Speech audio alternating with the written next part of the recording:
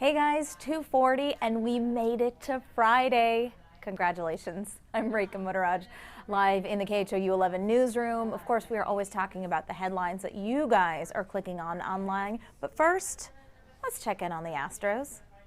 Let's pull it up. Okay, so you know the Astros are on the road to the World Series. They're in Tampa Bay, playing the Tampa Bay Rays. First game of the AL Series. What's the score? Can I see? Still nothing. Okay, we're going to keep tabs on that score because, of course, we love the Astros. We had a big party out at Minute Maid this morning and afternoon, and so we're rooting for them. But let's talk about the other stories that you guys are clicking on today. This is one that's getting a lot of traffic. The new sonar images that were released that show all of that damage done under the water to the I-10 bridge. You know that bridge is not going to reopen until early 2020.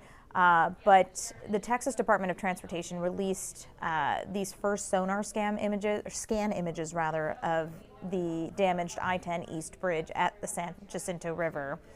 It shows at least two of the heavily damaged support columns leaning both above and below the water. Above the water, the concrete is cracked, exposing rebar. The side of the bridge is entirely closed to traffic for this time, since there's inspections and repairs that need to be made.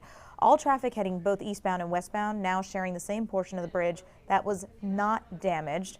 Of course, you remember all of this happened in September when several barges broke loose and then hit the bridge. This incident, of course, happening after we had a lot of flooding from Tropical Storm Imelda. So kind of neat to see those images there. Okay, let's talk about, since we're talking about flooding, some help that Texas is getting to the tune of $4 billion. This is to help prevent future flooding. But here's what's interesting. Houston won't be managing this money. So again, this is $4 billion in a new flood prevention funding that is available from the federal government, but neither Houston nor Harris County will be in charge of this. This is interesting. The governor's saying that Houston and Harris County have proven that they are unable to ensure victims are receiving resources in a timely manner. Governor Abbott said the funds will be focused on reducing long-term risk of loss of life, injury, damage to and loss of property, and suffering and hardship by lessening the impact of future disasters. All right, so we're going to be getting a lot of money to this area, but this is not going to be managed on a city or county level. It sounds like the state is going to take care of this and hopefully get folks the help that they need if they've been affected by the flooding. We're going to pop up again to the Astros, if that's okay. Are you at work? Are you watching this? They are the odds-on favorites to win the World Series, so that's pretty good. But, you know, this is the beginning of the best-of-5 series against the Tampa Bay Rays. Still 0-0, but we're going to keep watching. Okay, David Paul, are you there or are you watching the game? Paul, if you I'm just putting the finishing touches on the timing of this front as we head into Monday. Let me show you the big picture of what's going on here and what you can expect as we head into the weekend. First of all, if you are heading out tonight, Lizzo's got a concert. This should be fun, 8 o'clock tonight. There is a slight chance for an isolated shower no matter what you're doing this evening. If you're going to the game as we head into Saturday, tomorrow's Game 2, Rays-Astros, that's not until 8 o'clock on Saturday evening, warm, humid, a 10% chance for an isolated shower then. So isolated showers are also possible this evening. Download the KHOU app and keep an eye on the radar. There may be 1 or 2 storms, but those that pop could be strong this evening. Warm, humid weekend, and then that front comes in Monday. The first front is not going to be strong. The second one will be. There's another one next week. I'll show you here in just a second. Meanwhile, we're sweating. It's 91 at Busch. Hobby's 92. Galveston is 88. It feels like it's almost 100 in Cleveland. It still feels like a summer afternoon out there here on this. What are we? This is the 5th day of October, 4th or 5th? What is it, Jim? 4th or 5th of October?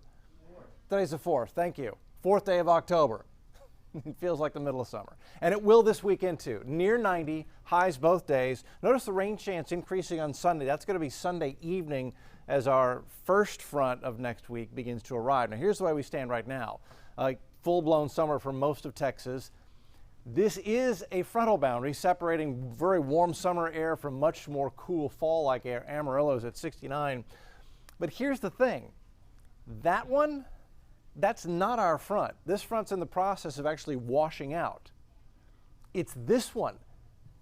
That's our front. That's the one that's going to be coming through. In fact, right now behind it, they're getting some snow in the higher elevations of Idaho right now. So let's watch how this all plays out. The one in North Texas goes away. That's our front. And as it pushes into Texas, this is Monday morning, Sunday night into Monday morning, it's going to kick off a pretty good chance for scattered showers, maybe even an isolated thunderstorm as it comes in early Monday morning. It should push off the coast Monday afternoon. And by Tuesday, this is Tuesday noon, we're clearing out and we'll have a north breeze and we'll have lower humidity and it will be slightly more comfortable. This is not going to make it cold by any stretch. This won't be sweater weather. This is not hot chocolate weather. This is just a break from summer, really an end to summer. You'll notice a difference, but it's not going to be sweater or hoodie weather. That's not going to happen with this one. But watch what happens later next week, Wednesday, Thursday. Here it comes. Our second front blows through on Friday. It's Friday morning. By Friday morning, it's already off the coast. This one will be a stronger front.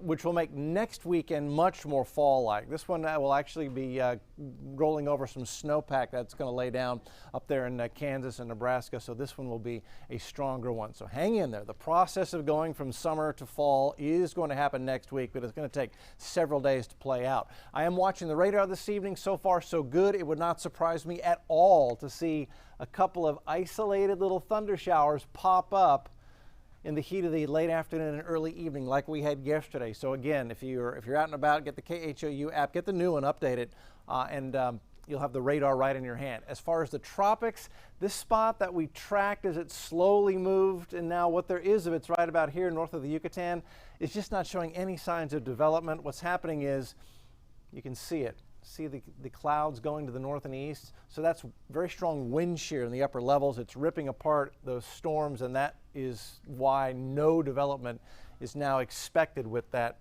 system. Good. Here's your 7-day forecast then. Saturday and Sunday, very summer-like. A few scattered showers Saturday, Sunday evening, a better chance as that front approaches. 30% chance for showers in the morning as we get that wind shift to the north. That will begin the process of bringing in the more comfortable air. So I've got lows in the 60s Tuesday, Wednesday, Thursday, and then again Friday. Look at this north wind at 19. This will be a stronger front next Friday. That one should bring in some much more real fall-like air as we head into next weekend. So hang in there. The last couple of days of full-blown summer, Saturday and Sunday, are on our doorstep, and changes are right around the corner. We'll see you for a complete update on KHOU 11 News at 4, and of course an update on what the Stros are doing at Minute Maid as well. We'll see you at 4 on the TV side.